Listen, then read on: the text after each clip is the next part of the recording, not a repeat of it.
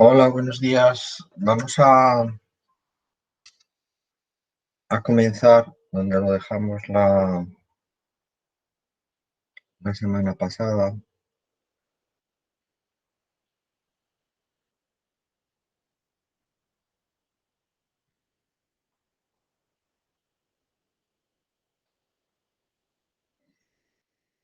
en el tema de los rectificadores.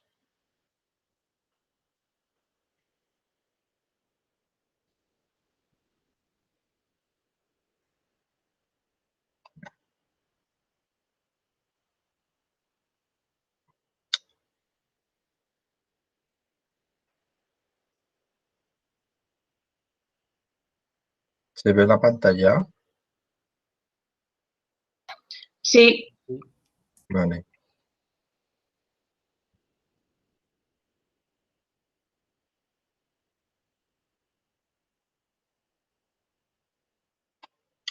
Bueno, pues entonces, digamos que hay dos tipos de rectificadores, ¿no? Bueno, media onda,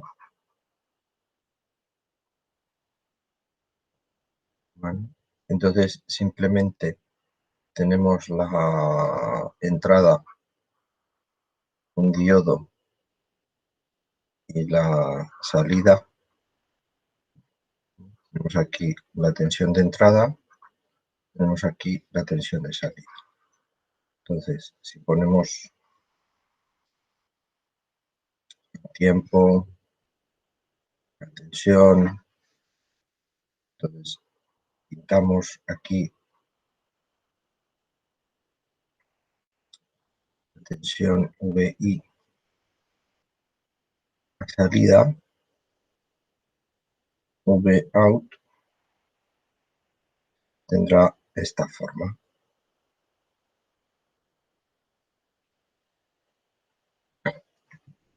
¿Por qué? Bueno, pues el diodo, durante este primer semiciclo, tenemos una tensión positiva en este punto, negativa en este punto. Entonces el diodo, cuando queda polarizado positivo o negativo, conduce corriente, ¿vale? Entonces la tensión de entrada aparece en la salida. Tenemos la línea roja. Durante el ciclo 2, ¿cómo tenemos la tensión? La tensión es negativa en esta pata, positiva en esta pata. Por lo tanto, el diodo queda polarizado negativo, positivo. ¿Vale? Cuando polarizamos el diodo inversamente, la intensidad que circula es cero, no circula corriente, ¿vale? Entonces, por lo tanto, esta carga, o sea, esta salida, ¿cómo está representada? Pues está representada pues, a través de, por ejemplo, o sea, ¿qué es lo que tenemos conectado en esa salida? Pues tenemos conectada, por ejemplo, una resistencia. Entonces, a través de esta resistencia, si no circula corriente, no hay caída de tensión, ¿eh? La tensión es igual a resistencia por intensidad. Si la intensidad es cero, la tensión es cero, ¿vale? Esta es una de las leyes fundamentales de la electrónica, es la que llamamos ley de Ohm, ¿vale?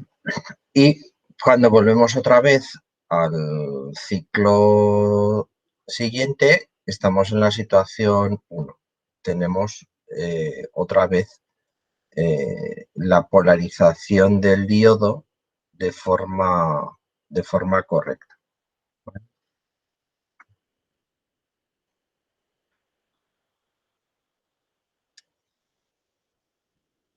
Un rectificador de onda completa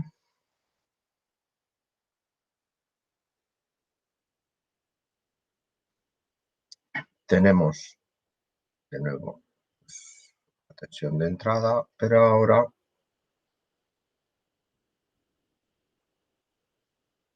tenemos 4 diodos.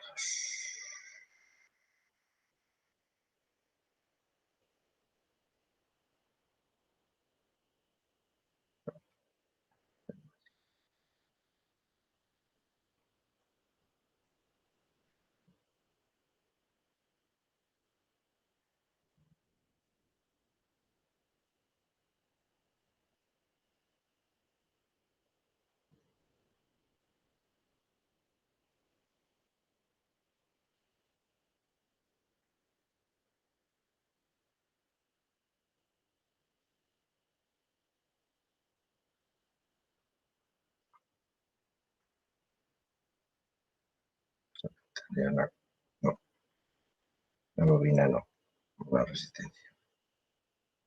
Vamos a pintar ya la resistencia de carga. Esta es la resistencia R a través de la cual circula la corriente. Esta sería la tensión de salida. Esta sería la tensión de...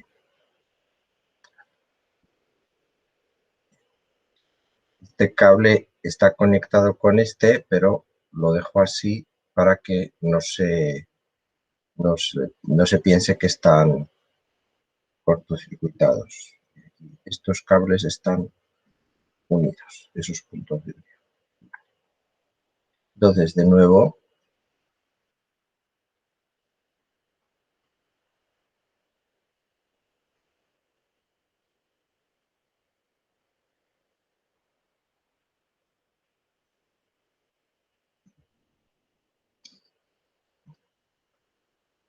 luego tenemos la tensión de entrada VI, pintada en negro.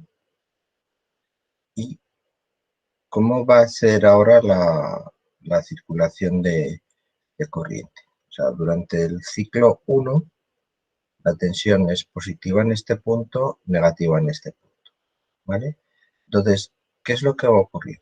La corriente va a venir por aquí y ahora cuando llegamos a este punto, que este diodo lo tenemos polarizado positivo o negativo, por lo tanto la corriente va a circular por aquí. Va a venir la corriente a través de la resistencia y cuando lleguemos a este punto vamos a tener este diodo positivo o negativo. Por lo tanto, la corriente va a venir por aquí y va a retornar a la fuente de alimentación, ¿vale? O sea, tenemos circulación de corriente a través de este diodo, circula la corriente en este semiciclo y de este diodo. Así que durante el primer semiciclo, la tensión de salida V out tendrá esta forma. ¿Qué pasa en el segundo semiciclo? En el segundo semiciclo, la tensión es negativa aquí, positiva aquí, ¿vale? Entonces vamos otra vez de positivo a negativo, la corriente va a venir por aquí y este diodo vamos a tenerlo positivo o negativo. Va a circular corriente por aquí, va a venir la corriente por aquí, va a venir la corriente por aquí, va a venir la corriente por aquí y ahora este diodo está polarizado inversamente, pero este diodo positivo o negativo está polarizado directamente. Entonces va a venir la corriente por aquí y va a volver por este cable, ¿vale? Así que, aunque en el circuito ahora los diodos que han conducido son este diodo y el sentido de la corriente ha sido diferente a través del puente de diodos, en la resistencia el sentido de la corriente ha sido el mismo que en el caso anterior. Por lo tanto, si en el primer semiciclo teníamos que la forma de onda era esta, era positiva, en el segundo semiciclo vamos a tener la misma forma de onda positiva en la resistencia, ¿vale? Y por lo tanto, en los siguientes semiciclos, pues vamos a tener también la misma forma, ¿vale? Entonces hemos transformado esta corriente sinusoidal en una corriente pulsatoria, ¿vale? En el primer caso, la forma de onda que teníamos era esta, digamos que la mitad de los semiciclos no hay circulación de corriente, en este caso tenemos esta forma de onda, ¿vale? En cada semiciclo tenemos circulación de corriente, ¿eh? Esa es la diferencia. Bien, aprovechando este circuito, se puede conseguir que la salida que tenemos de los rectificadores se convierta en una señal prácticamente continua. ¿Cómo? Añadiendo en la salida del rectificador un condensador. O sea, si ya nos olvidamos del de media onda. ¿Por qué? Pues porque no estamos aprovechando continuamente, no estamos aprovechando bien la energía, ¿no? Durante estos huecos que tenemos aquí, no tenemos tensión de salida con el puente de diodos. Entonces, estamos desaprovechando estos semiciclos negativos de la tensión sinusoidal y no estamos generando una salida, ¿vale? Entonces, claro, un rectificador de media onda tenía sentido en el momento en el que pues un diodo era muy caro. Hoy en día un diodo es muy barato. Entonces, da lo mismo poner el precio del circuito resultante, es casi el mismo si ponemos un único diodo que si ponemos 4. ¿Vale? Bien, entonces, ¿cómo mejoramos esta salida del caso del circuito de onda completa? Pues poniendo un condensador. Entonces, si al circuito le añadimos en la salida un condensador de esta forma, ¿vale? ¿Qué es lo que vamos a tener cuando añadimos el efecto del condensador? Pues a la señal de media onda que tenemos en la salida del circuito, ¿qué es lo que va a ocurrir? Pues que cuando comience a haber tensión de entrada, el condensador se va a cargar. O sea, la línea roja va a ser la del condensador. Y el condensador se cargará ¿hasta qué tensión? Vamos a llamar hasta esta Vm, tensión máxima. Y cuando la tensión del rectificador comienza a decaer, el condensador ya se había cargado se había cargado esta tensión Vm. Entonces, lo que ocurre es que cuando la tensión del rectificador comienza a bajar, el condensador comienza a descargarse a través de la resistencia y el diodo queda bloqueado porque la tensión en este punto es más positiva que la tensión en este punto, ¿vale? Aun siendo, bueno, perdón, este diodo no, este diodo. Aun siendo aquí esta tensión, este diodo no, es este diodo, ¿vale? Aun siendo aquí esta tensión positiva o negativa, resulta que esta tensión aquí es más positiva que esta tensión. Esta tensión Vm es mayor que la tensión que tenemos en la entrada del diodo, que es la que está en este punto, ¿vale?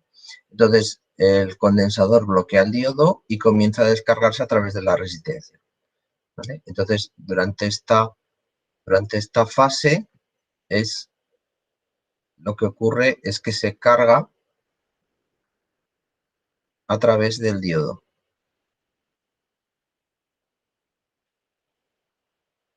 ¿vale? Y lo que ocurre con esta fase es que se descarga a través de la resistencia.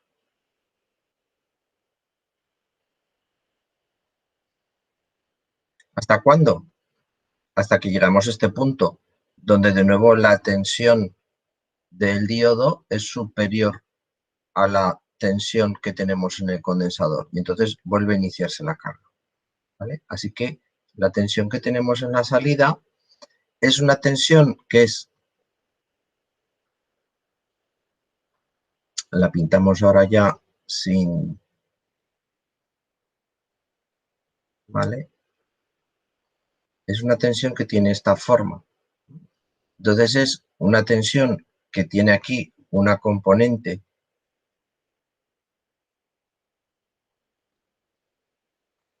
un valor medio de continua más otra señal que podríamos decir que esta señal que tenemos desde aquí a aquí es un ruido, o también se le llama una tensión de rizado, ¿vale? O sea, es una tensión de corriente continua con un poquito de ruido, ¿vale? Entonces, eso es lo que vamos a tener en un circuito rectificado. ¿Qué es lo que interesará? Pues que ese rizado, ese ruido, sea lo más pequeño posible. ¿Cuál es el valor de Vm? El valor de Vm es la tensión Vi multiplicado por raíz de 2, ¿vale? El valor máximo de esa tensión es el valor eficaz de la tensión de entrada multiplicado por raíz de 2. Bien, aquí hay una cosa, una cuestión que hemos ignorado en toda esta explicación, que es que, claro, el diodo tiene, como ya vimos, una caída de tensión entre sus bornes de Vd, que viene a estar entre los 0,7 voltios y 1 voltio, ¿no? Dependiendo constructivamente para un diodo de, bueno, no, 0,6 voltios, para un diodo de silicio, entre 0,6 voltios y 1 voltio. Entonces, claro, aquí, en estos diagramas que he pintado, la tensión en rojo realmente siempre será un poquito inferior que la tensión de la entrada. O sea, desde aquí hasta aquí tendremos siempre esta caída de tensión de 1 voltio aproximadamente. Entonces, en esta fórmula, pues esta tensión de salida, pues claro, será Vi menos por raíz de 2 menos 2 veces la caída de tensión directa que tenemos en el diodo, ¿vale? Y entonces así ya tendremos de forma precisa el valor de la solución de esta tensión. Bien, vamos a volver a lo que estábamos viendo aquí, que habíamos hecho este paréntesis. Esto era lo del diodo y entonces convierte la corriente alterna en corriente continua, ¿vale? Sin el condensador, pues una corriente continua con mucho rizado, con toda esa forma que veíamos de esta manera, pero, pues bueno, corriente continua, unidireccional. Si nuestro problema, por ejemplo, es encender diodos LED, pues al diodo LED le da igual que la tensión tenga mucho ruido o que tenga poco ruido. Y diréis, pues claro, hombre, es que si yo estoy mirando una bombilla que se está alimentando de esta forma, pues igual veo que se encienda o que se apaga. Nuestros ojos, a la velocidad a la que esto está ocurriendo, les parece que sea una tensión completamente continua. No tenemos o sea, no somos capaces de apreciar esa diferencia. Sin embargo, si por ejemplo lo que estamos haciendo es iluminar un monitor de vídeo con esa luz y lo estamos grabando con una cámara de vídeo, pues lo que sí que ocurre a veces es un efecto que se llama de flickering. O sea, que somos capaces de, de ver en el vídeo cómo va oscilando esa luz, porque esa oscilación de la luz se interfiere con las propias oscilaciones de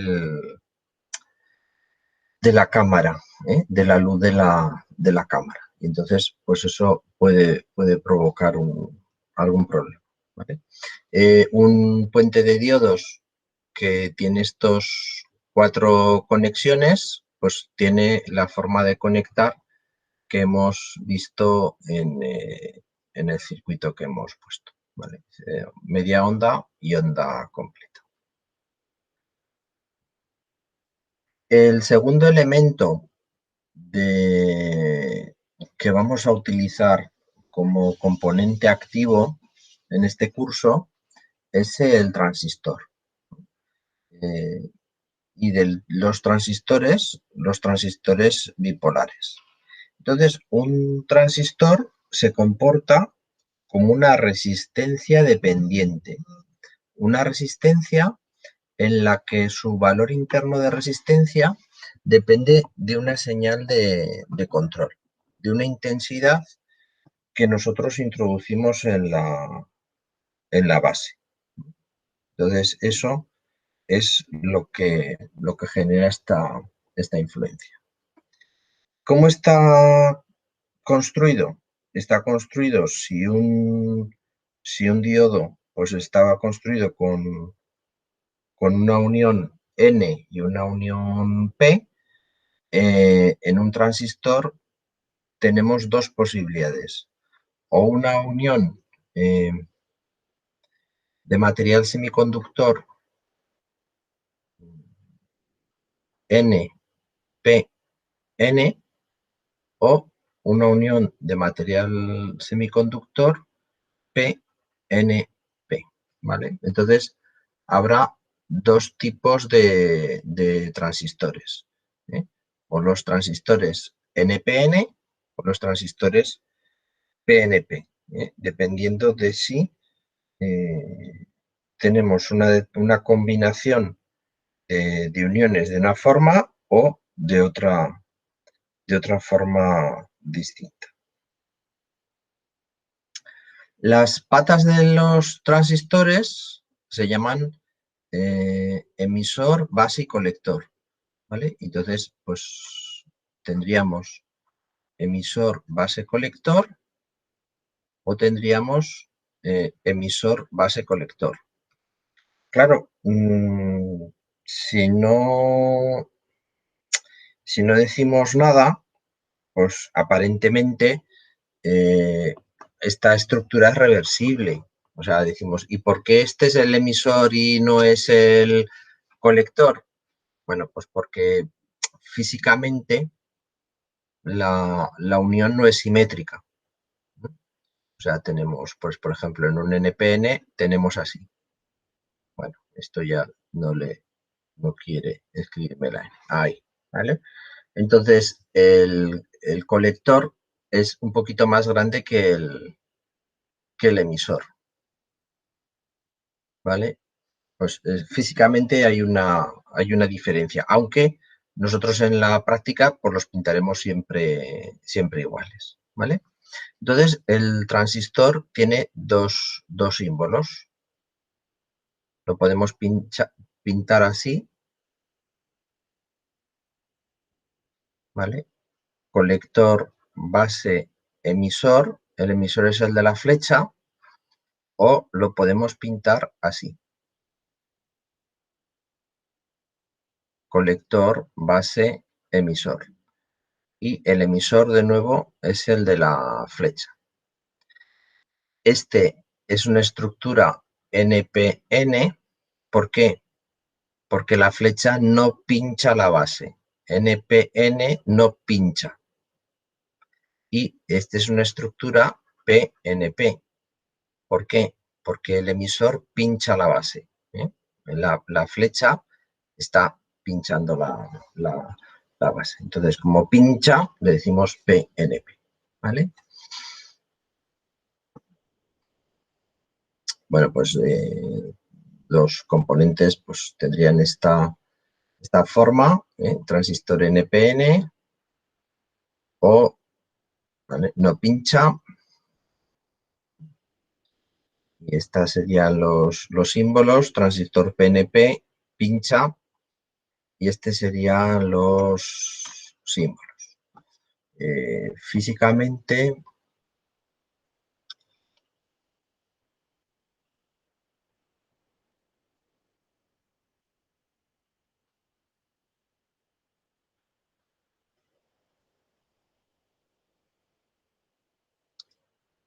Físicamente, un transistor bipolar de pequeña señal, pues ya vimos, ¿no? Algunos dibujos de los transistores. Pues, los NPN o los PNP.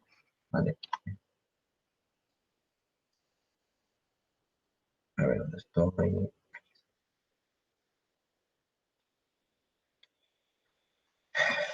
Bueno, estáis muy callados todo el rato. No sé si es que no tenéis ninguna duda o ya estáis agobiados por tantos datos. Eh, pero vamos, si tenéis alguna duda, no os quedéis con ella. Preguntar, abrir el micro y preguntar. Entonces, circuitos integrados. Circuitos integrados tienen una combinación de transistores en su interior. Y pueden ser lineales, los que se preocupan de las señales analógicas, y no lineales, los que se preocupan de señales digitales. ¿Vale? Entonces, dentro de los lineales, pues los más tradicionales son los amplificadores operacionales. La segunda familia serían los reguladores de tensión y estabilizadores de tensión. Dentro de esta familia, los reguladores y los estabilizadores de tensión, digamos que ya serían circuitos que ya no estarían utilizados, o sea, no se utilizarían. Entonces, podríamos hablar de fuentes conmutadas. ¿Vale? Y dentro de la parte de digitales serían las puertas lógicas, circuitos y circuitos combinacionales. ¿Por qué los reguladores y los estabilizadores no se utilizan ya? ¿Vale? Bien. Si volvemos al esquema de...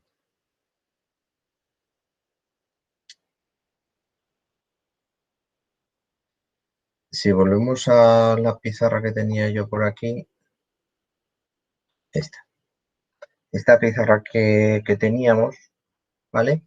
Partimos de una tensión de entrada y obtenemos una tensión de salida en corriente continua. Entonces, claro, imaginaros que yo lo que quiero es mi problema que yo quiero plantear es tener una tensión VM igual a 5 voltios, ¿vale? Pues entonces digo, a ver, si quiero tener una tensión VM igual a 5 voltios, ¿cuál sería mi tensión VI de entrada? Bueno, pues mi tensión VI de entrada sería 5 más, vamos a suponer que la tensión de caída directa del diodo es 7, 5 más 2 voltios partido por raíz de 2. O sea, ¿no?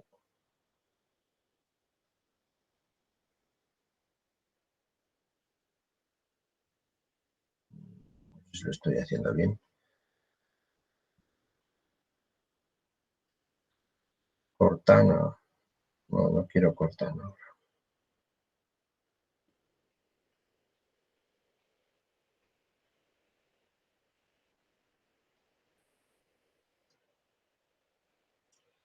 Así, sería 7 partido por 1,41,42, sería 4,9 voltios, ¿vale? O sea, la tensión VI sería 4,9 voltios de corriente alterna, ¿vale? Y esta sería tensión VM de corriente continua. En principio, para el funcionamiento del diodo, nadie nos dice cuál es la frecuencia de la señal con la que estamos trabajando.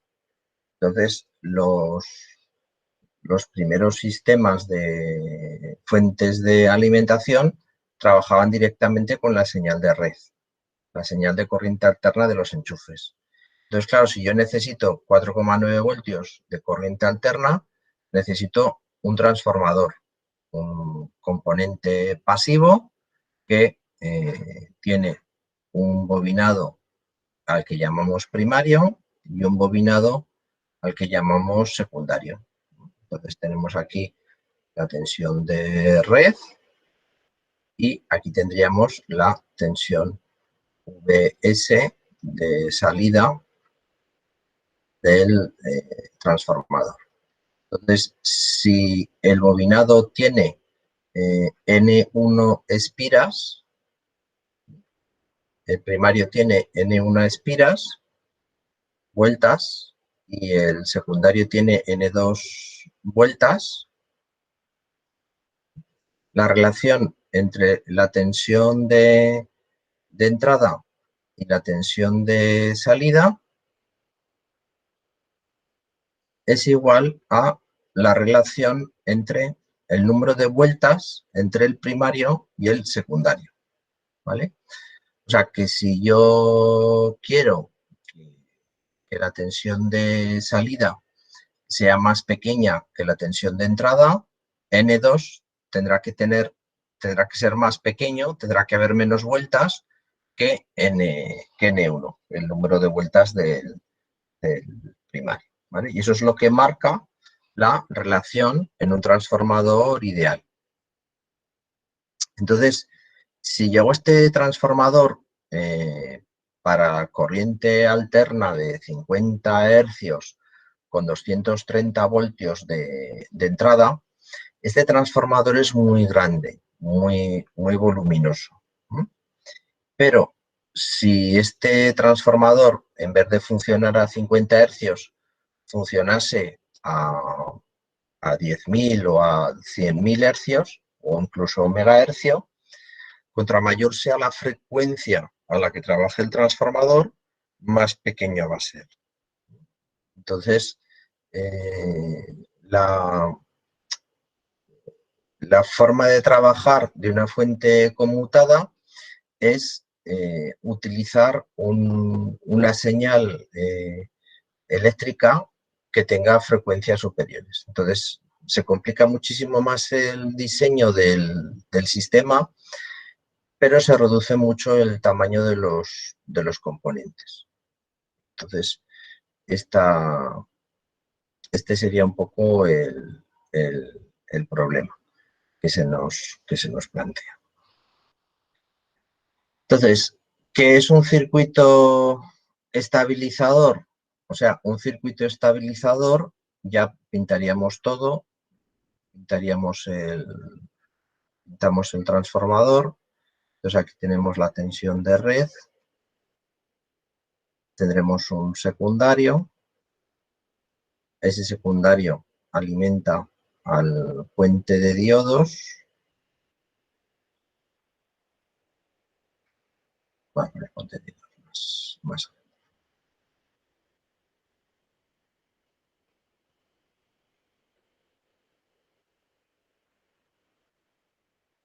al puente de diodos,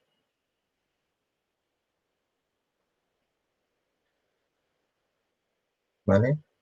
Del puente de diodos tenemos la salida a un condensador de filtro, y este condensador de filtro lo metemos a un circuito integrado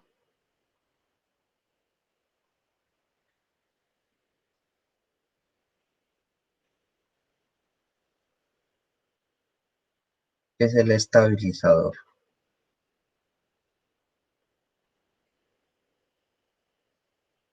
¿Vale?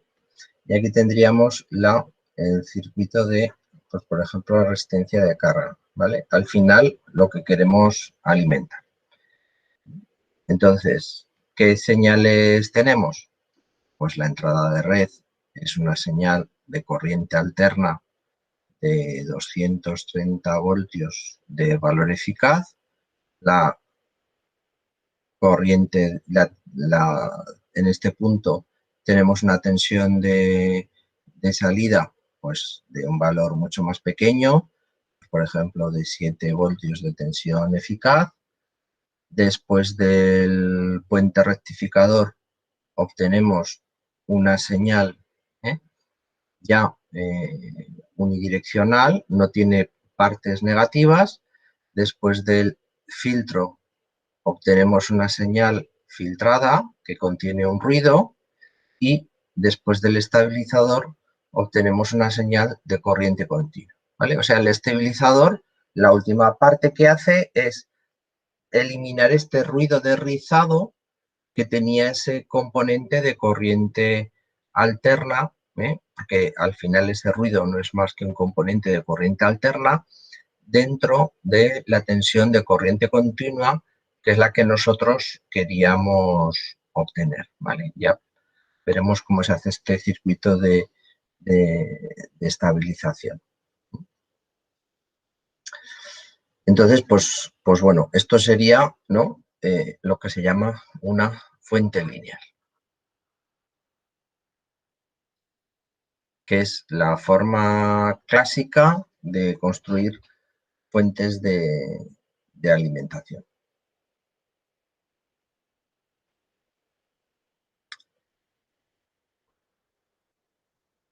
Entonces, esa parte de la estabilización es la que haría este regulador del que hemos hablado.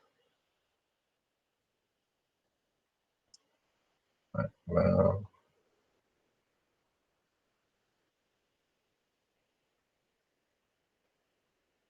Entonces, entrando un poco más a fondo, ¿no?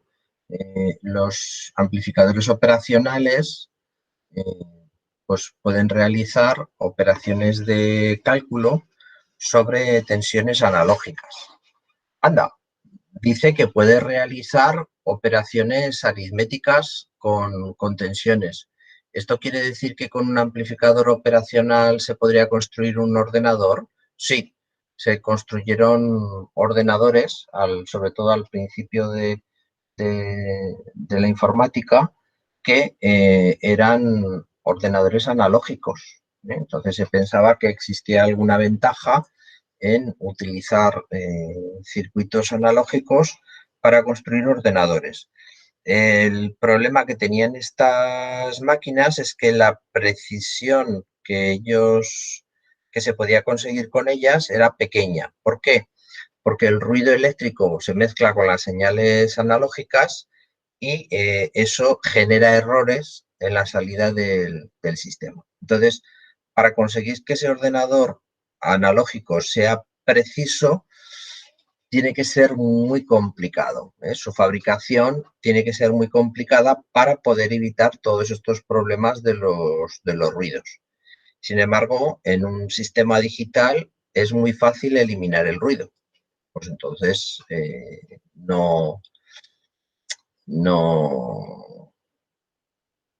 rápidamente los sistemas digitales pues utilizaron esta ventaja sobre los analógicos de la facilidad para eliminar los ruidos y por lo tanto los errores que genera el sistema a la salida, y digamos que los otros desaparecieron.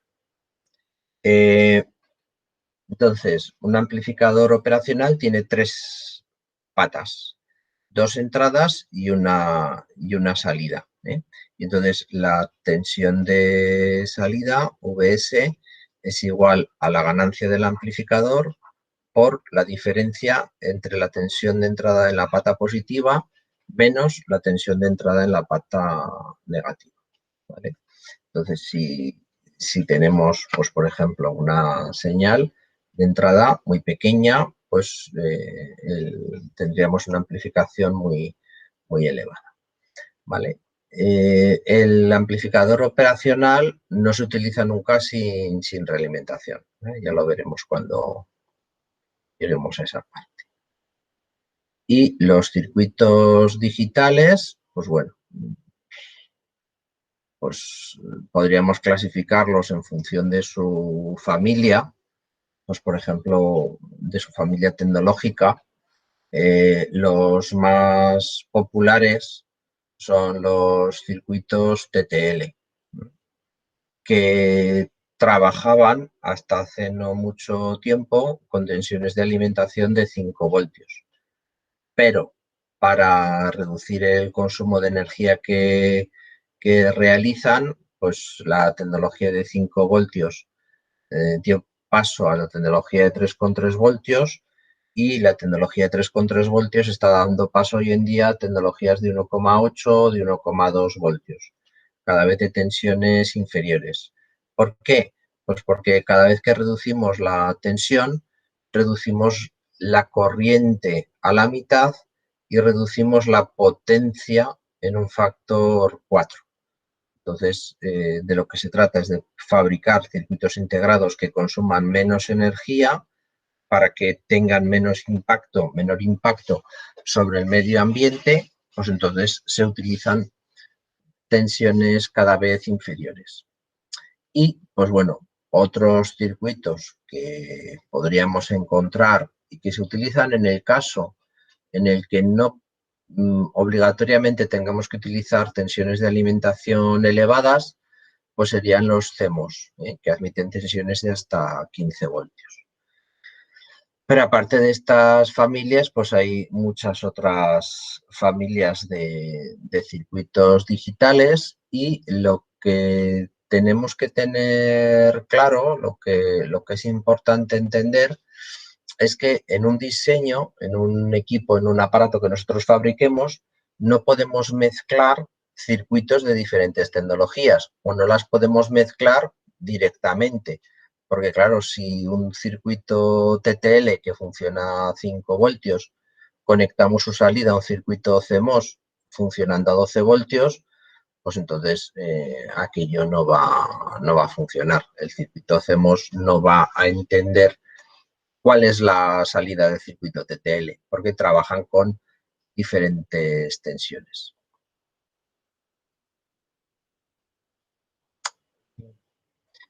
Entonces, pues bueno, tipos de puertas TTL, ¿no? Pues chips comerciales.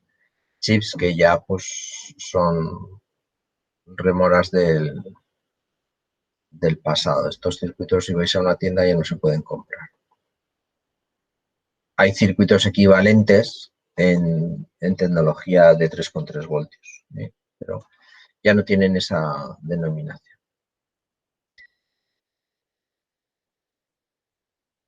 Los combinacionales pueden formarse pues, utilizando varias puertas lógicas, entonces podemos fabricar biestables reset, osciladores, contadores, registros de desplazamiento, conversores de código, conversores de señal, un conversor analógico digital o digital analógico, ¿vale? Podemos hacer varios. Y, pues bueno, las memorias serían, pues por ejemplo, memoria ROM, que ROM quiere decir Read Only Memory, ¿vale?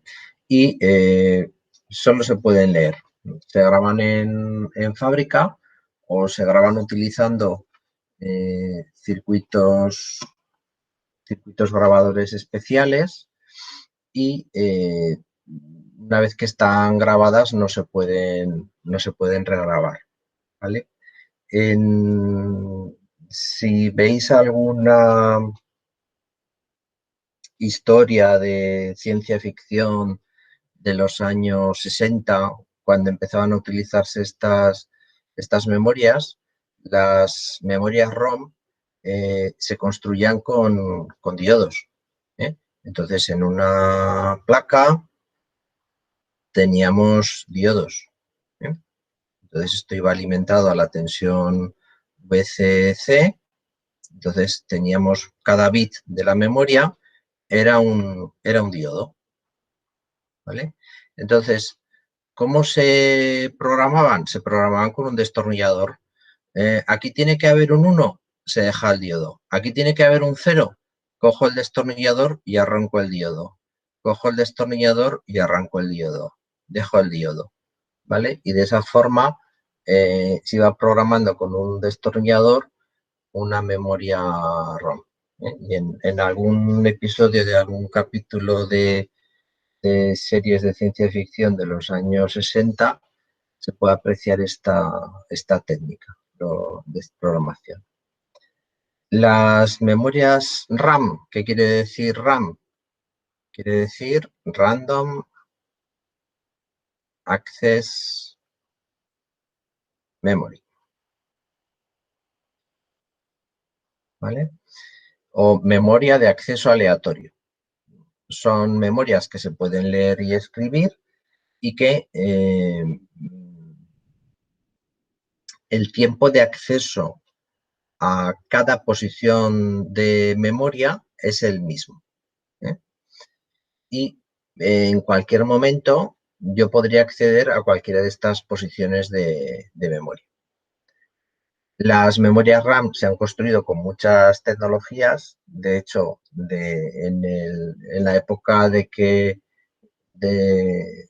esta serie de ciencia ficción, cuando se programaban las memorias ROM con un destornillador, las memorias RAM estaban construidas con anillos de ferrita magnéticos que, una vez que estaban magnetizados, mantenían sus características de magnetismo hasta que no los desmagnetizábamos o los magnetizábamos en sentido contrario.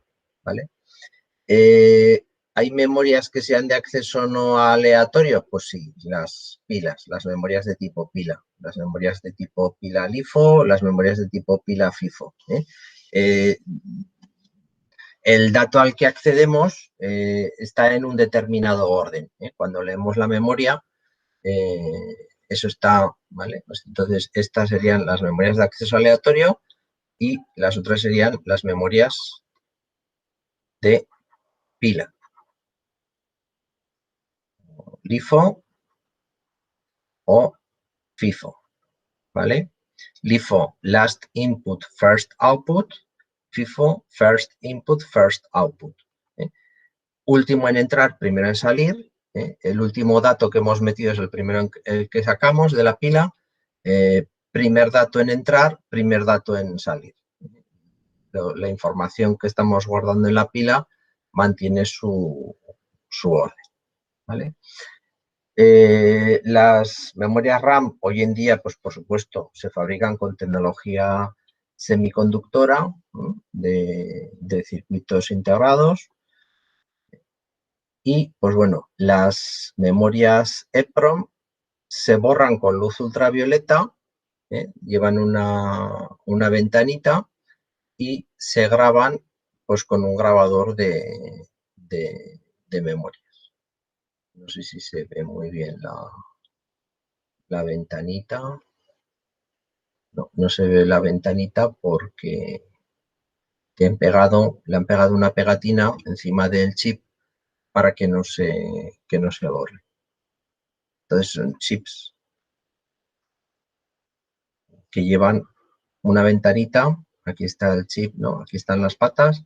Lleva una ventanita y, pues eso, con luz ultravioleta, si lo ponemos al sol, en 3 o 4 horas se borra. Si utilizamos un borrador de memorias, pues en 15 minutos se borra.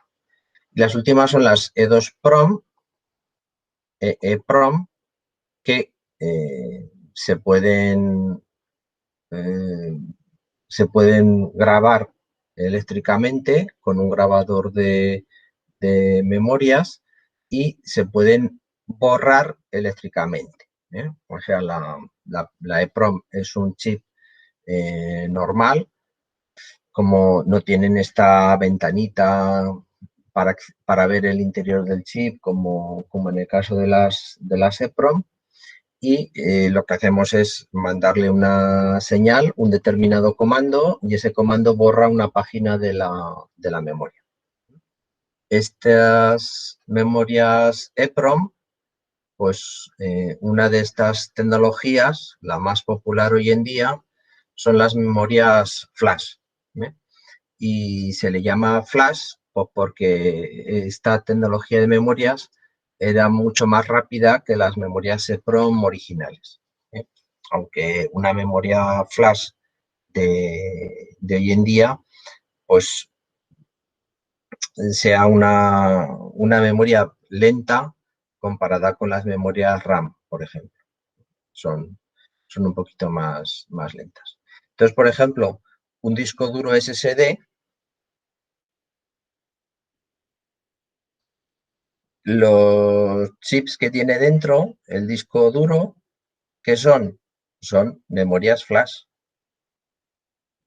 que las puedes borrar con tensión y las puedes grabar con tensión. Entonces, la ventaja que tienen con respecto a una memoria RAM es que cuando la memoria RAM le quitas la alimentación, se borra el contenido.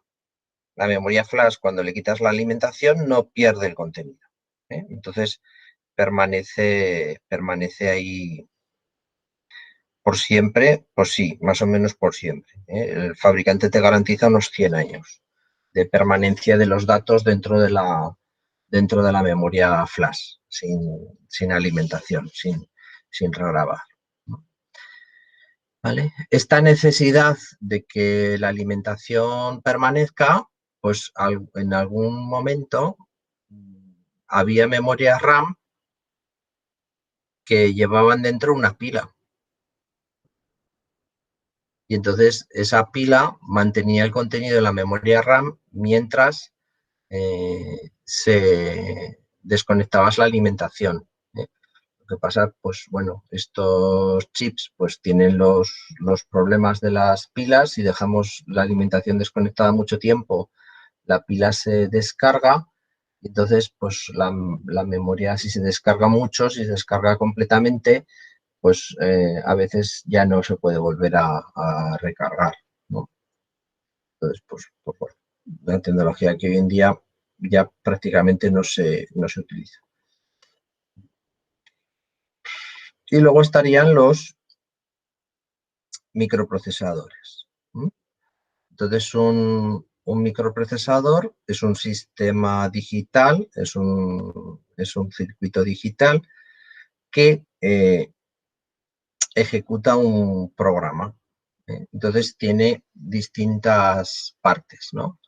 Digamos que dentro de un microprocesador encontraríamos una parte que es la unidad de control. La unidad de control, digamos que es la parte del sistema que piensa cómo ejecutar las instrucciones, ¿vale? Y luego el resto del sistema es lo que llamamos la ruta de datos, ¿vale? Otra de las partes importantes es la unidad aritmético-lógica, ¿vale? La unidad aritmético-lógica tiene una serie de bancos de datos que son los registros. Entonces se alimenta de la información de los registros y los datos que genera se almacenan en los registros, ¿vale? Estos registros son pues, pequeñas celdas de memoria que permiten introducir información dentro de la ALU y extraer información dentro de la ALU. Entonces, la unidad de control genera señales para que los registros y la ALU funcionen de forma correcta, ¿vale? Pero, claro, esto es el chip, la CPU. Pero, claro, fuera del chip de la CPU, ¿qué encontramos? Encontramos otros circuitos. Encontramos la memoria, ya sea RAM o ya sea ROM, y encontramos los periféricos de entrada-salida, ¿vale? Entonces, la CPU está conectada a esta memoria y está conectada a este sistema de periféricos, ¿vale? Tenemos aquí una conexión unidireccional de la memoria, que es lo que se llama el bus de direcciones, y una conexión bidireccional, el bus de datos, ¿vale? Entonces, la unidad de control también es la que genera o que gestiona estos buses, ¿eh? Y entonces, digamos que dentro de la memoria lo que tenemos escritos son los programas y tenemos los datos que tienen que manejar estos programas. Entonces, la unidad de control lee una instrucción de programa, la decodifica y la interpreta. Pues esta instrucción de programa, ¿qué significa? Que tengo que leer un dato de una determinada localización de la memoria, lo tengo que cargar en un registro interno, ese registro interno que he cargado lo tengo que sumar con otro registro y el resultado lo tengo que dejar en un tercer registro, ¿vale? Entonces, pues a partir de este esquema de control, pues la unidad de control va leyendo esas instrucciones con un bus de direcciones y va tomando los datos que necesite del bus de datos. Entonces, la unidad aritmético-lógica es la que se encarga de hacer las operaciones, sumar, restar, ¿vale? Y, pues bueno, los microprocesadores están construidos con millones de transistores. O sea, un chip este es uno viejuno, ¿no? Un Pentium, pero un i7 o un microprocesador moderno puede contener entre 500 y 700 millones de transistores, ¿vale? Porque digamos que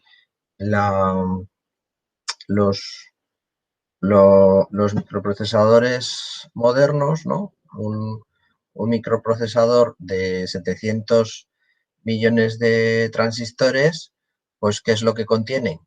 Pues contiene varias CPUs, contiene CPU 1, CPU 2, CPU N, contiene varias CPUs, ¿vale? Y contiene una parte de la jerarquía de memoria que es la caché.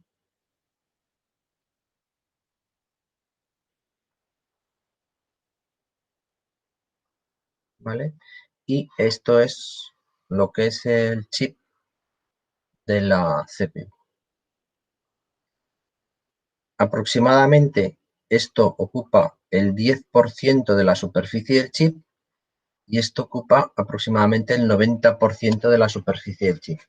O sea, de esos 700 millones de transistores, unos 70 millones de transistores se utilizan para construir las NCPUs que tiene el chip y el 90% de los transistores se utilizan para construir la caché, que viene a ser pues 4, 6, 8 megabits de memoria.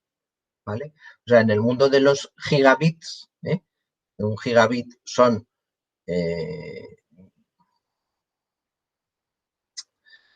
pues unos 1000 millones de transistores. Digo mentiras porque esto no es en unidades decimales, sino que es en binario, entonces es un número diferente. Y esto es giga, y un mega es 1.000.000, ¿vale? Entonces, estamos hablando de que yo me compro un ordenador portátil que tiene 16 gigas de memoria, que lleva una memoria caché de 4 megabytes de memoria, ¿vale? Eso es lo que hace la memoria caché. ¿Para qué sirve esta memoria caché, esta memoria oculta? Sirve para sostener la jerarquía de memoria.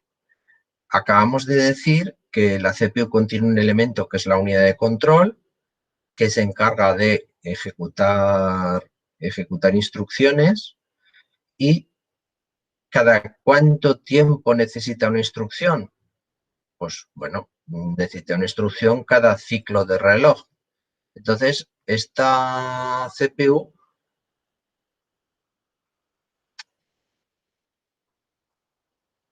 funciona con un reloj y vamos a poner que este reloj tiene 1 gigahercio de frecuencia de reloj. No lo vamos a poner muy complicado.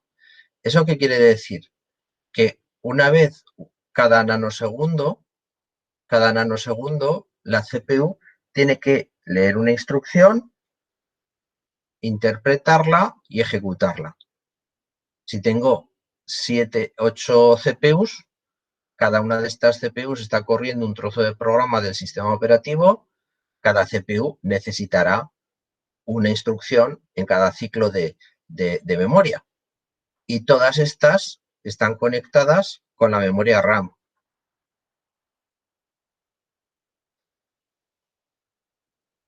Bueno, pues la memoria RAM tiene que ser la hostia, ¿no? Porque si cada nanosegundo tiene que darnos 8 instrucciones para cada una de las CPUs, igual cada una de estas CPUs necesita un dato también de la memoria, porque la memoria contiene tanto los programas como los datos, pues va a ser la hostia, ¿no? Bueno, los chips de memoria que estamos comprando tienen tiempos de respuesta de entre 4 nanosegundos a 10 nanosegundos. Anda. O sea que si yo le pido un dato a la memoria, hasta dentro de 4 nanosegundos no me va a devolver la respuesta, ¿correcto? Pues en 4 nanosegundos, si hemos puesto una CPU de 1 gigahercio, ¿para qué la hemos puesto? Si va a estar parada la mayor parte del tiempo. Bueno, pues esto se resuelve de forma parcial porque en medio yo tengo la caché. Y la caché es una memoria que funciona a la misma velocidad que funciona la CPU y que guarda los datos que ha utilizado últimamente la CPU. Entonces, la idea de la caché se basa en 2 principios. El principio de localidad espacial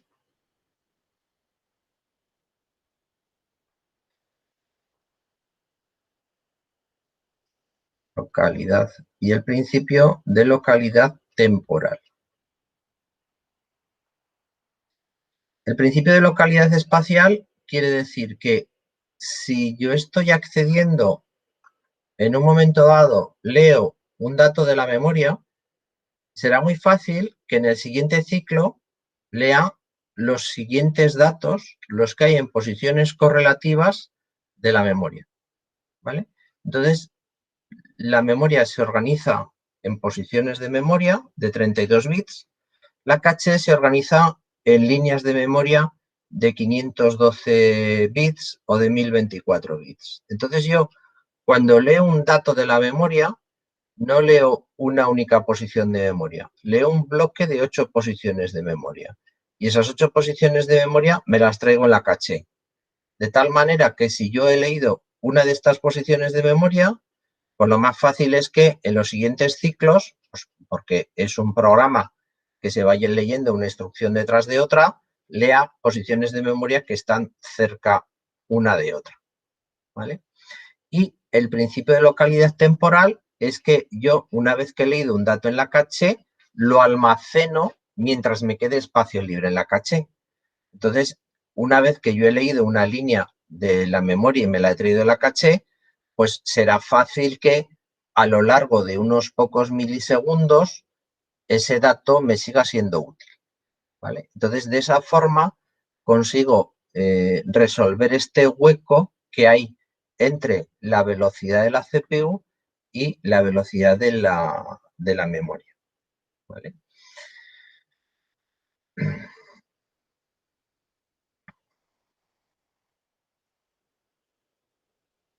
Bueno, 100 millones o 500 o 700 millones de transistores.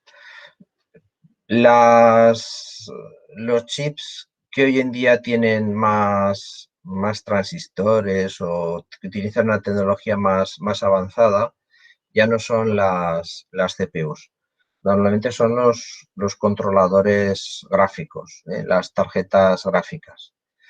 O sea, cuando hablamos que el Pentium, el i7, tiene 8 CPUs en su, bueno, 4 cores en su interior que pueden trabajar como 8 CPUs independientes.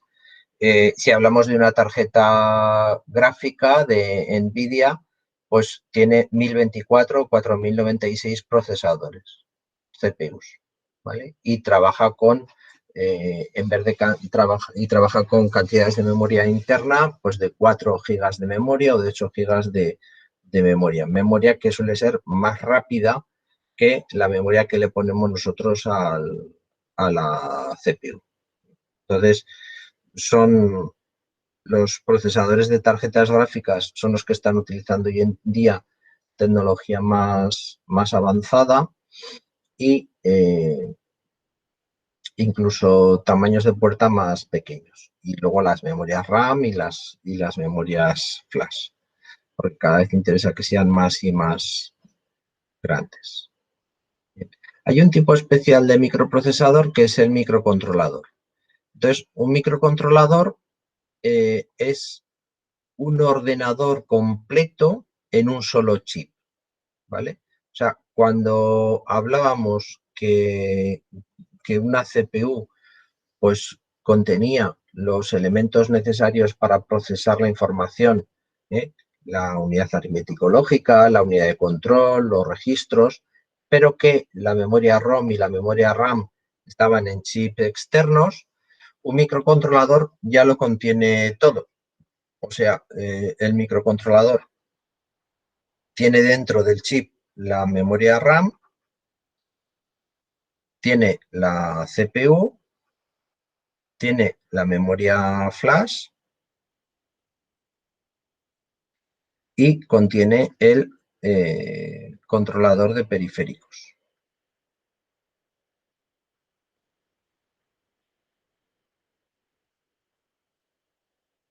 ¿vale? De tal manera que pues ya solamente tenemos que conectar los dispositivos de entrada-salida, los periféricos. Es como si dijésemos que ya eh, le podríamos conectar todas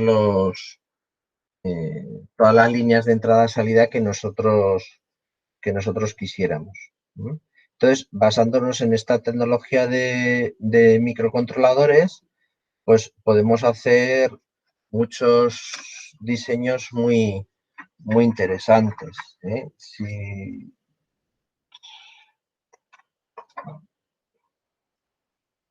Yo tengo aquí uno que estuve, a ver si pongo la cámara, ¿dónde está la cámara?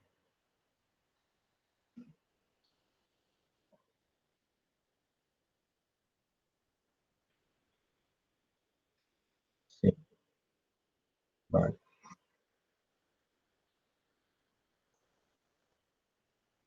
Entonces, no sé si se verá, pues esto es una placa que lleva un microcontrolador. El microcontrolador sería este chip que hay aquí. Entonces, esta placa es para hacer un control de accesos. Entonces, yo le pongo un teclado para marcar un código. Como llevo un microcontrolador de bajo coste y de bajo consumo, lo puede alimentar con unas baterías recargables y lleva, pues, por ejemplo, una antena para leer códigos RFID. Entonces, esto sería un acceso por teclado inalámbrico. Yo le paso una tarjeta RFID cerca de la antena.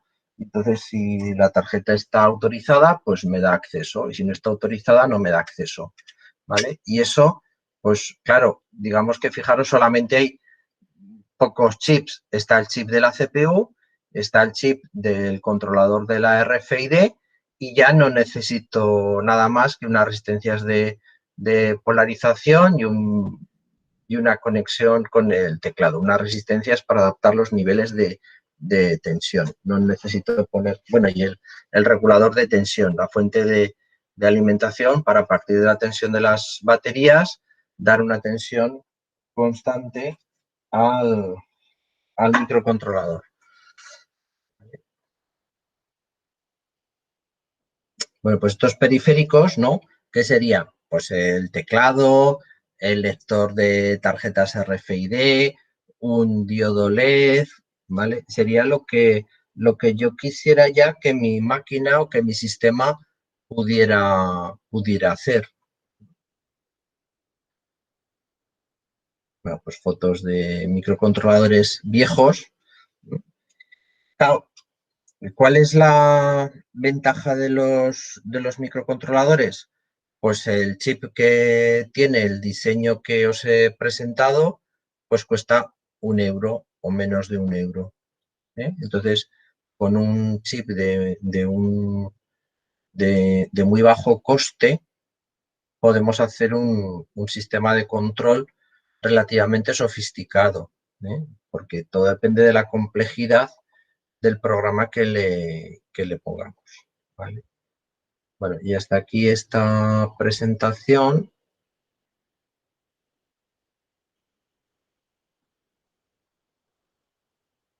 Bien, vamos a poner esta otra.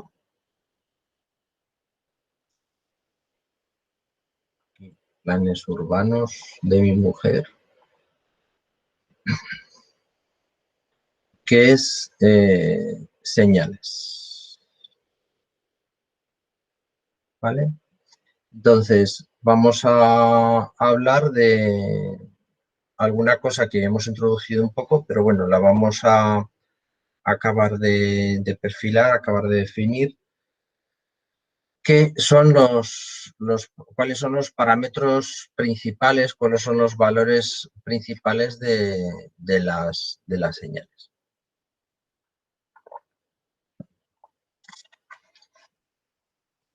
Y los tipos de señales que nos podemos encontrar en electrónica.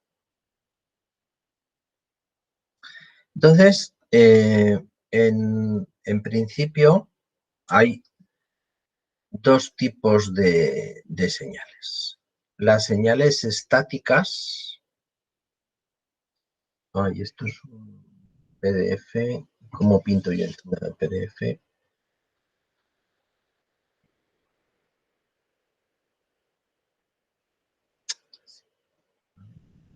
Las señales estáticas, o sea, el valor de la... Uy, qué feo, ¿qué es esto?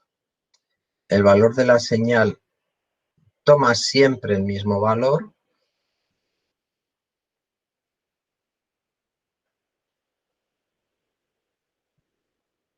y las señales dinámicas, la señal va cambiando. Entonces, puede haber señales aleatorias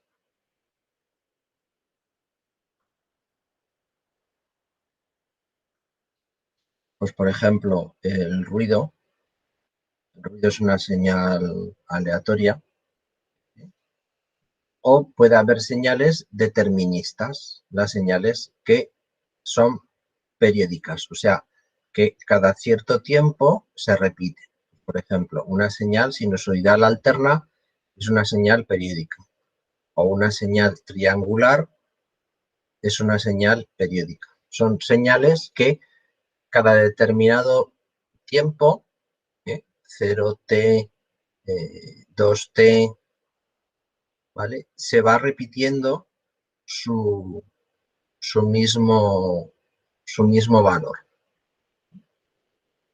Y una señal aleatoria, no. Una señal aleatoria, pues va modificando su valor, como su nombre dice, de forma aleatoria. ¿Vale? Entonces, en las señales continuas, pues es muy sencillo. La tensión que vamos a utilizar es el valor medio. La tensión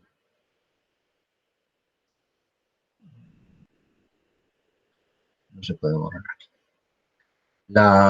La tensión media, lo que podría hacer es coger un trozo y borrar. Puedo borrarlo todo. La tensión media, que es el valor medio de, se define como la integral entre 0 y t, un periodo de tiempo partido por la tensión media, es la integral entre 0 y t, pues de la tensión instantánea partido por este tiempo t, dividido entre el tiempo. Entonces sería pues ese valor que va tomando la tensión en cada instante de tiempo. Entonces, pues bueno, no es ningún problema. Pero claro, si aplicamos esta definición de la tensión media a una tensión de corriente alterna, ¿qué es lo que ocurre? Pues que la integral lo que va haciendo es sumar esta superficie. Entonces, la superficie que tenemos en el semiciclo positivo es exactamente igual que la superficie que tenemos en el semiciclo negativo. Entonces, si calculo la integral a través de un ciclo completo, el valor medio es 0. ¿Vale? Entonces, no me interesa el valor medio. Así que el valor, la tensión que se suele utilizar para definir cuál es el valor de tensión de una señal periódica es el valor eficaz, la tensión eficaz. ¿Cómo se define la tensión eficaz? Se define como aquella tensión,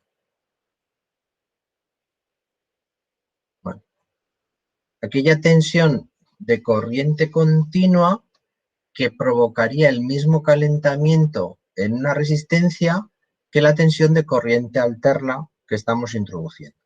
¿Vale? Lo repito. O sea, la tensión eficaz es el valor de tensión de corriente alterna que produce el mismo calentamiento en una resistencia que un valor de tensión continua equivalente. O sea, ¿por qué decimos que la tensión eficaz de los enchufes de corriente alterna es de 230 voltios? Porque si conectamos una resistencia a 230 voltios de corriente continua, se va a calentar exactamente lo mismo que si la ponemos en un enchufe de corriente alterna. ¿Vale? El valor de la tensión eficaz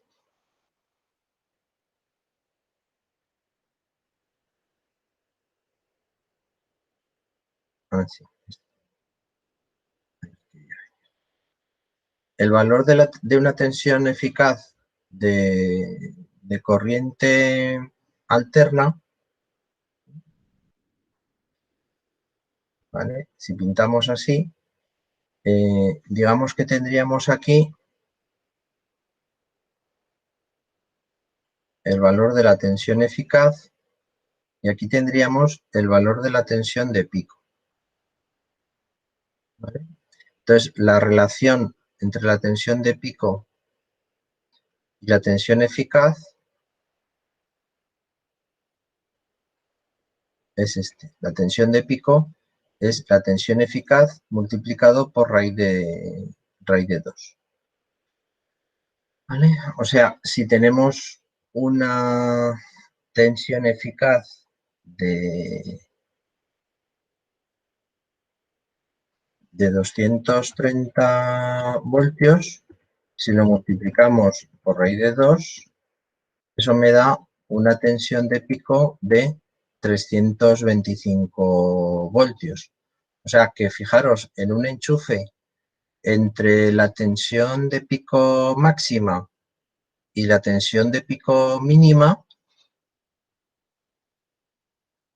¿vale? Tendríamos lo que se llama la tensión en un enchufe. Tenemos tensión eficaz 230 voltios, tensión de pico 325 voltios. Y lo que llamamos la tensión VPP, la tensión pico-pico,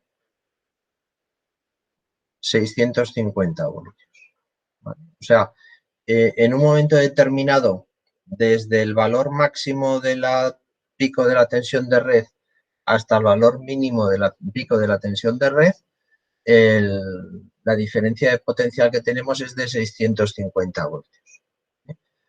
Por este motivo, los cables que se utilizan para los hilos de la luz, los cables que se utilizan para manejar en los enchufes, tienen que tener una tensión de aislamiento mínima de 1000 voltios, porque en algún momento, entre el máximo y el mínimo, podemos llegar a tener hasta 650 voltios.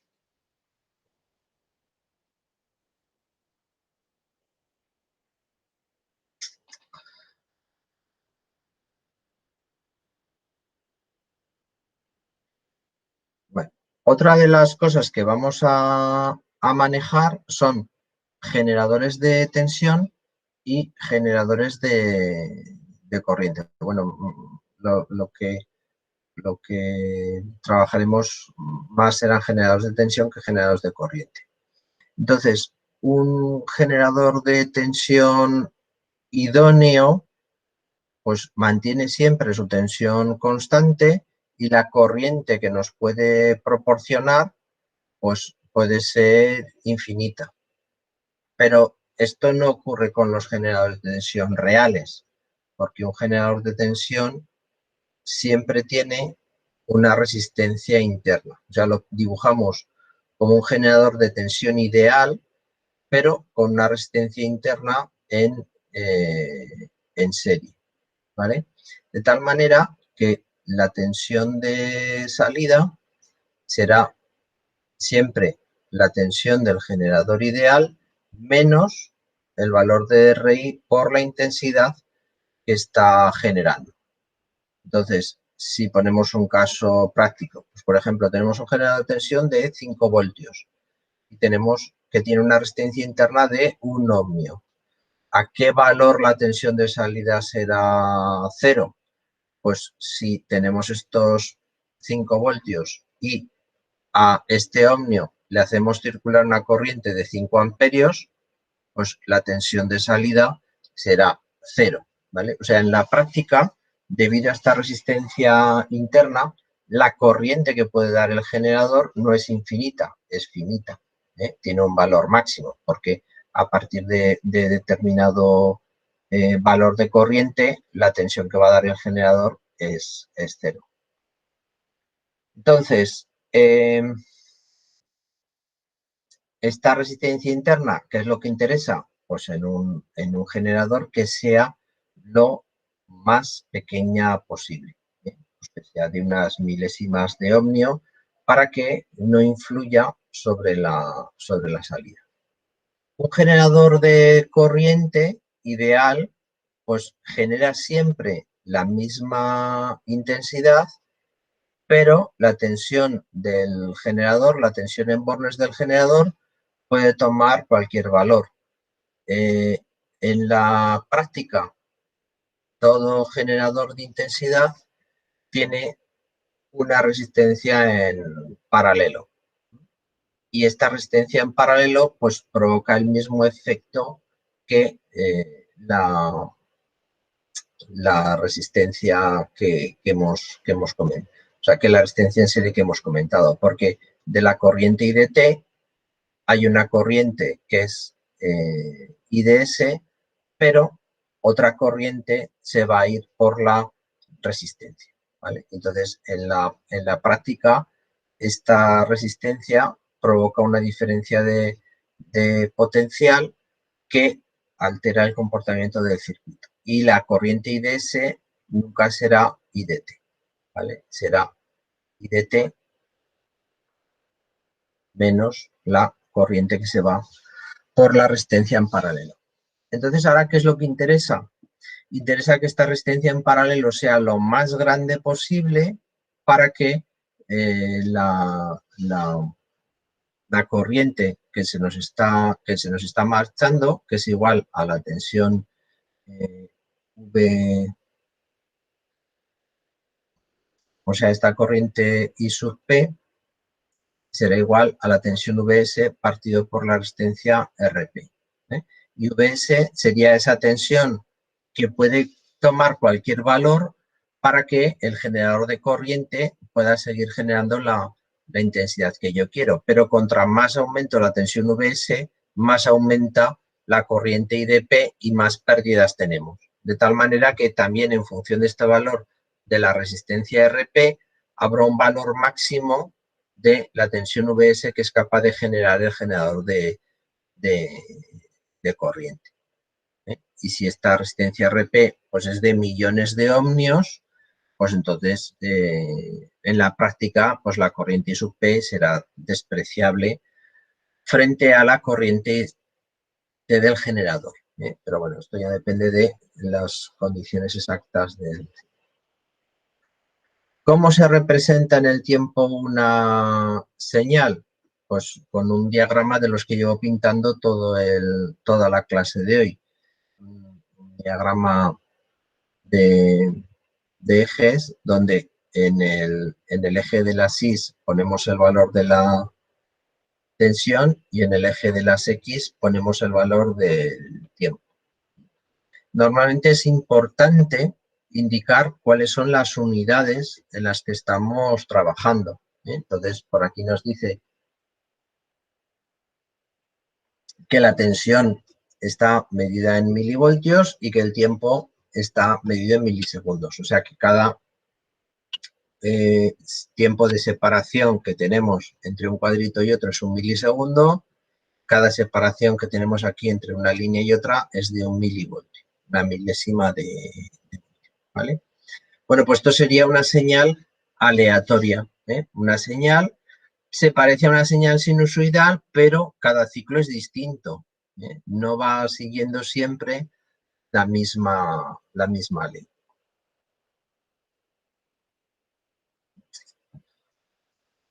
Ya.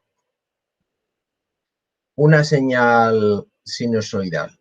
Una señal sinusoidal pues tiene esta forma donde la tensión, si esta es la tensión máxima, que vamos a llamar V0, la tensión en un instante determinado, en un instante de tiempo t, el valor de tensión VI, VI es igual a V0 por el seno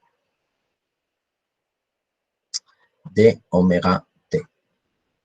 ¿Vale? Omega es la frecuencia de la señal y t es el instante de tiempo concreto.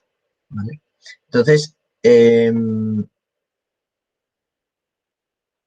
este valor V0 pues es el máximo que va a tomar la señal UVI sería el valor instantáneo que va tomando la señal y entonces es el que nos va dando en cada instante pues cuál es el valor. Entonces, el valor VP de la amplitud máxima de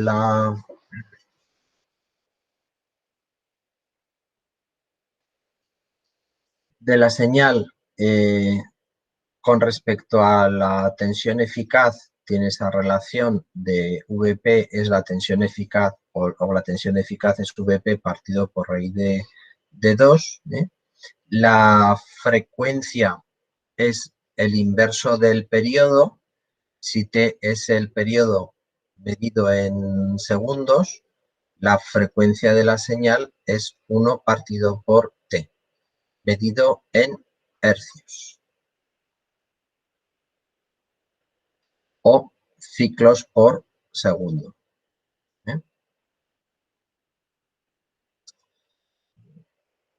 Otro tipo de señal muy utilizada en sistemas son las señales cuadradas. Es una señal que cambia desde la tensión menos VP a la tensión más VP, pues de forma instantánea. Es continua con un valor negativo hasta un instante determinado, pasa al máximo positivo al instante siguiente, ¿vale? Y así. La frecuencia, pues es el inverso de el periodo en este caso.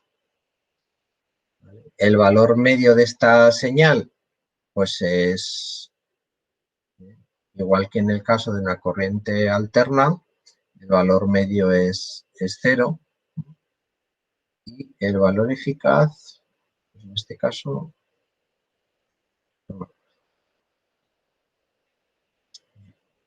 una cuestión importante sobre las señales cuadradas es que podemos representar cualquier señal como una composición de señales sinusoidales. El teorema de Fourier nos ayuda a encontrar cuáles son, a partir de una determinada señal, cuáles serían esas señales sinusoidales que compondrían la señal cuadrada.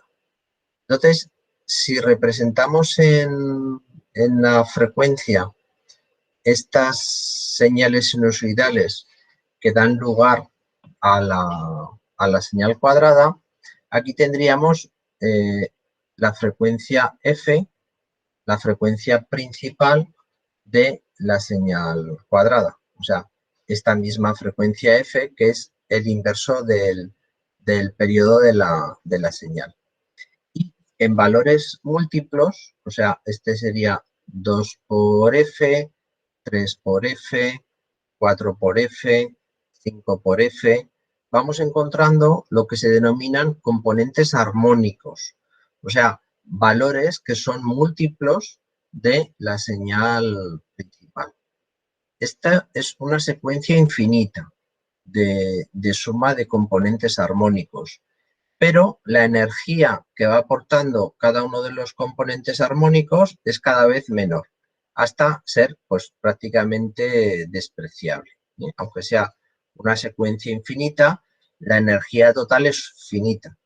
Por tanto, tiene que ser una serie monótona decreciente y que al final pues, acaba teniendo, pues ya os digo, valores que son despreciables en la práctica. Esto tiene un problema sobre el funcionamiento de los sistemas. Claro, si nosotros, en vez de quedarnos con todos estos componentes infinitos de la señal, nos quedamos con un trozo, nos quedamos solo con este trozo de la... ¿Oh? ¿Qué he hecho? Esto no sé hacerlo ni rotar vista. Nos quedamos solo con una parte, con un trozo, ¿vale? Nos quedamos de esta parte hacia la izquierda, la señal que nosotros estamos viendo ahora ya no va a ser cuadrada. Ahora va a tener aquí, va a tener así como unos redondeos. ¿Por qué? Pues porque estamos quitando la parte de frecuencia más alta, que es la que influiría sobre los picos, ¿eh? Sobre las esquinas de la señal. La estamos redondeando. Entonces, pues bueno, según el sistema con el que nosotros estemos trabajando, pues no pasa nada. Esto es exactamente lo mismo, pero en otros sistemas, pues esto puede ser un problema. Claro, y lo que ocurre es que el circuito o el aparato, el equipo al que yo estoy conectando esta señal no puede trabajar con una frecuencia infinita, que es lo que me propone la descomposición en serie de Fourier de esta señal. Trabaja con una frecuencia máxima, pues igual elevada, 1 megahercio o 10 megahercios, pero no infinita.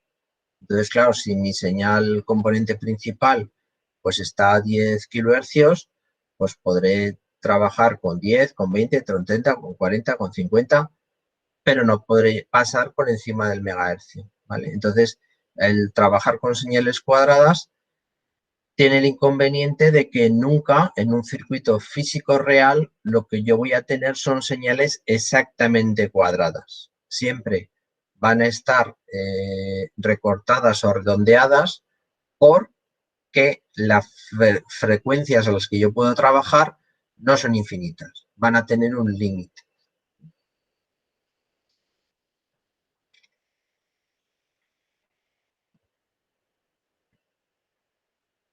Vale. Entonces, ¿cómo se define el valor medio? El valor medio entre T sub 1 y T sub 2 sería la integral de la tensión por 1 partido por T sub 2 menos T sub 1. Parecía lo que ya había puesto, pero ya había puesto de 0 a T, pues era 1 partido por T. El valor eficaz es el 1 partido por T por la integral entre 0 y T de los cuadrados de los valores de tensión y luego la raíz cuadrada de todo este resultado, ¿vale? Y, pues bueno, sí, esta sería otra definición del valor medio, que es la que ya había puesto. Entonces, es la raíz cuadrada de la suma de los cuadrados de la tensión. Entonces, eso lo que consigo haciendo esta suma de los cuadrados, pues es evitar estos componentes negativos de la tensión continua. La potencia instantánea sería el valor del producto de la tensión en un instante determinado por la corriente en ese mismo instante. Lo que pasa es que calcular la potencia instantánea en un circuito pues es muy complicado, ¿no? Porque tengo que medir de forma simultánea la tensión y la intensidad.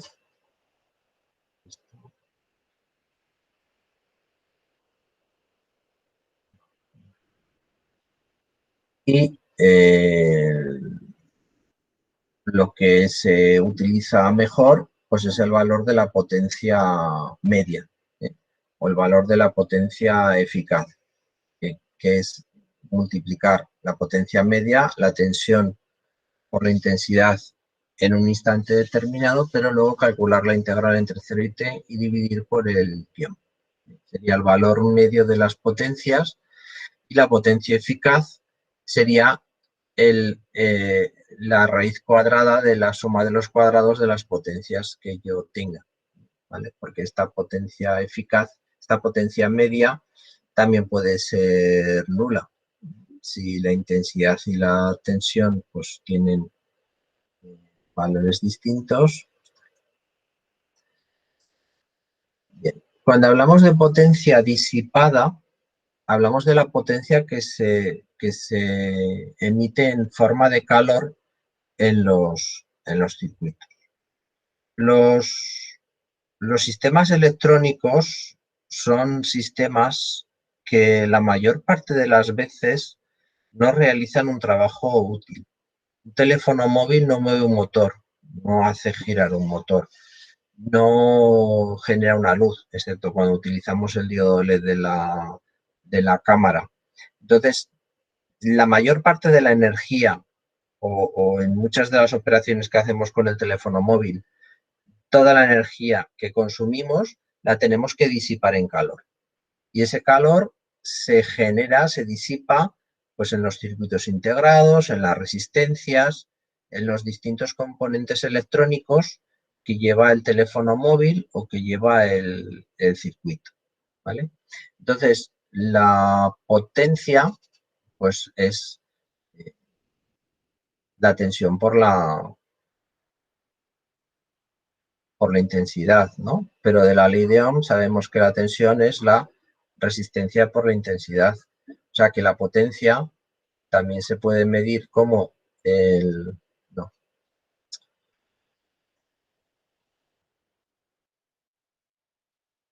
el cuadrado de la resistencia por la intensidad, ¿vale? Sería una forma de medir la potencia. Entonces, la potencia disipada en una resistencia la podemos calcular como el valor de la resistencia, que es constante, no cambia, por el cuadrado de la intensidad instantánea entre un determinado periodo de tiempo. Y eso sería la potencia media.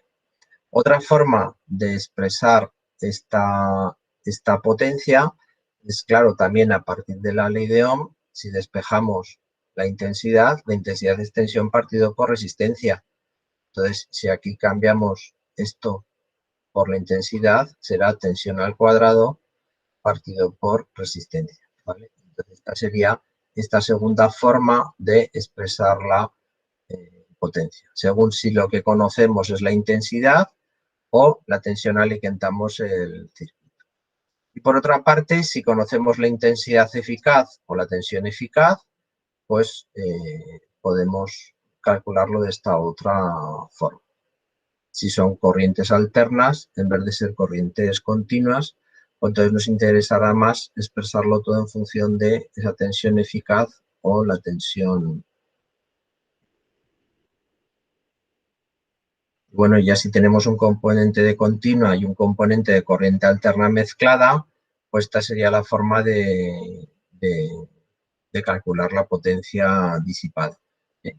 Pues la resistencia, que es constante, por el cuadrado de la intensidad de corriente continua más el cuadrado de intensidad de corriente alterna, o el cuadrado de la tensión de corriente continua más el cuadrado de la tensión de corriente alterna. Entonces, algunos ejemplos, pues bueno, algunos ya las hemos dicho, ¿no? En una tensión sinusoidal, la tensión media es 0, la tensión eficaz es la tensión de pico partido por raíz de 2. En una señal triangular, la tensión media es 0. Bueno, se ha terminado el tiempo. Vamos a detener la grabación.